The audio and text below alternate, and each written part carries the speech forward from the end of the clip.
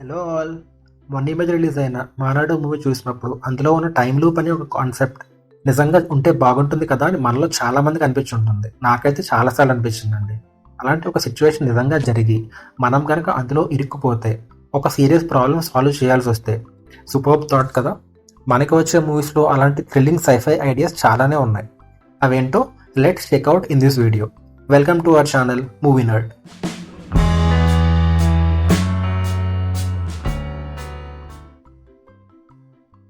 మనం లైఫ్లో చాలాసార్లు ప్రాబ్లమ్స్ ఫేస్ చేస్తాం.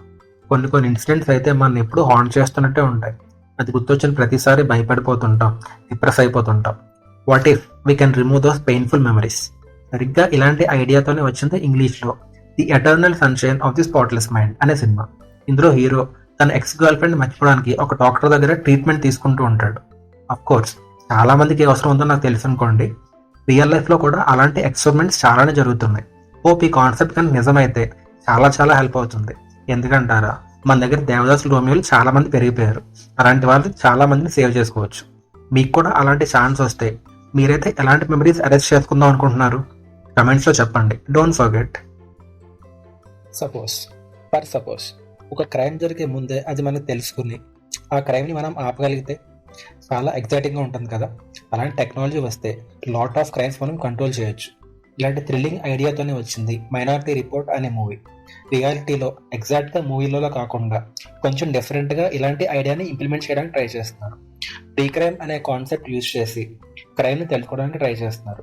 మైనారిటీ రిపోర్ట్ మూవీలో ముగ్గురు సైకిక్ పవర్స్ యూజ్ చేసుకొని క్రైమ్ జరిగి కొన్ని మినిట్స్ ముందే దాన్ని గురించి తెలుసుకుంటూ ఉంటారు.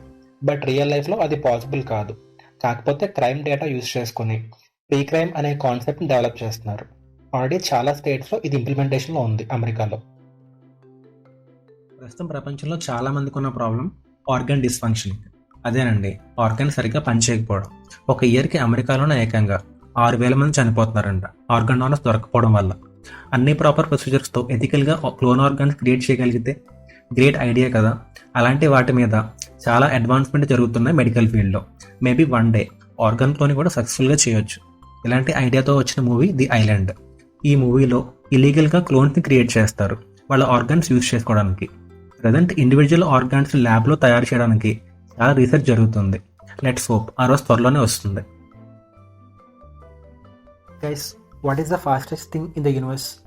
మనకు తెలిసిందే, లైట్. అంత స్పీడ్గా ట్రావెల్ చేయగలిగే డివైసెస్ మనం డెవలప్ చేయగలిగితే 4 yearsలోనే మన దగ్గరలో ఉన్న స్టార్ ప్రాక్సిమా సెంచురీకి రీచ్ అయిపోవచ్చు. అదే నార్మల్గా అయితే అక్కడికి వెళ్ళడానికి 73,000 years పైనే పడుతుందంట. Star wars and star trek లాంటి మూవీస్లో చూపించినట్టు ట్రావెలింగ్ స్పీడ్స్ ఉంటే కనుక మనం ఎంత దూరమైనా స్పీడ్గా వెళ్ళిపోవచ్చు. It is technically possible.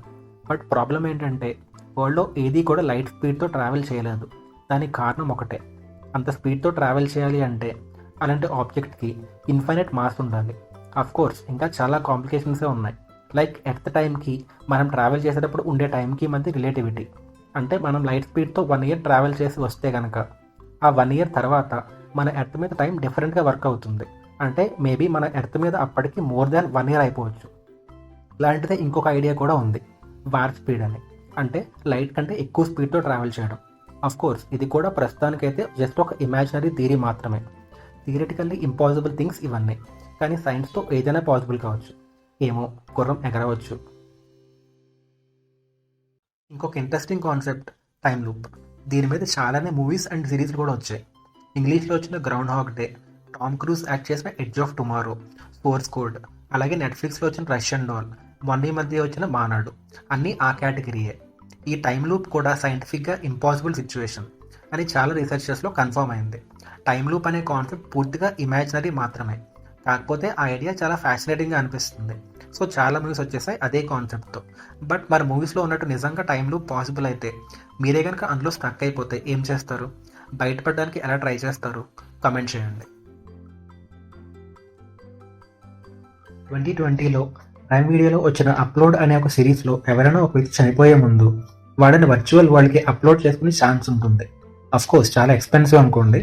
మనం బయట వరల్డ్లో ఉన్నట్టే వాళ్ళు అక్కడ వర్చువల్ వరల్డ్లో ఉండొచ్చు. కాకపోతే వాళ్ళకి ఫిజికల్గా బాడీ ఉండదు. వాళ్ళకి మనకి అంతే తేడా.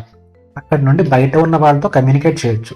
బయట ఉన్న వాళ్ళు అక్కడికి వెళ్ళి టైం స్పెండ్ చేయొచ్చు వాళ్ళకి కావాల్సిన వాళ్ళతో. మనం ఇప్పుడు సోషల్ మీడియాలో ఫ్రెండ్షిప్స్ చేస్తున్నట్టు ఏదో ఒక రోజు అలా ఫిజికల్ ప్రెజెన్స్ లేని వాళ్ళతో కూడా ఫ్రెండ్షిప్స్ అండ్ రిలేషన్షిప్స్ మెయింటైన్ చేస్తామేమో. అలాంటి రోజు కూడా ఒకటి వస్తుందేమో. హ్యారీ పాటర్ మూవీస్ అంటే తెలియని వాళ్ళు ఉంటాయేమో. అందులో చూపించే మ్యాజిక్స్లో చాలా ఇంట్రెస్టింగ్ సైఫై ఎలిమెంట్స్ కూడా ఉంటాయి. అందులో ఒకటి వాళ్ళు యూజ్ చేసే ఇన్విజిబిలిటీ క్లోక్. అదేనండి మాయా బ్లాంకెట్. అది వేసుకుంటే ఎవరికి కనిపించం. ఫస్ట్ హ్యారీ పాటర్ మూవీ నుండి ఈ క్లోక్ చాలాసార్లు కనిపించింది. ఇది రియల్గా ఉంటే ఆ థాటే అసలు భలే ఉంటుంది కదా. ఎవరికి కనిపించకుండా వెళ్ళి అవతల వాళ్ళు నేర్పించవచ్చు. బట్ సీరియస్లీ ఇలాంటి ఒక బ్లాంకెట్ ఉంటే చాలానే యూజెస్ ఉన్నాయి. మిలిటరీలో, వార్లో చాలా యూజ్ అవుతుంది. ఆల్రెడీ వేరే మూవీస్లో కూడా మనకి స్టెల్త్ టెక్నాలజీ అని చూపిస్తున్నారు. ఎనిమీస్కి దొరకకుండా వెపన్స్ని అలాగే షిప్స్ని మాయం చేసే టెక్నాలజీ ఇది.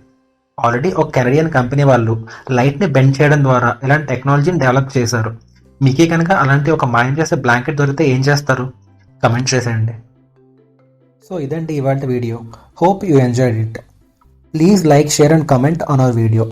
మీకు ఇలాంటి మూవీస్ గురించి, ఇంట్రెస్టింగ్ థింగ్స్ గురించి తెలుసుకోవాలనుకుంటే please don't forget to subscribe to our channel movie nerd. Thanks for watching.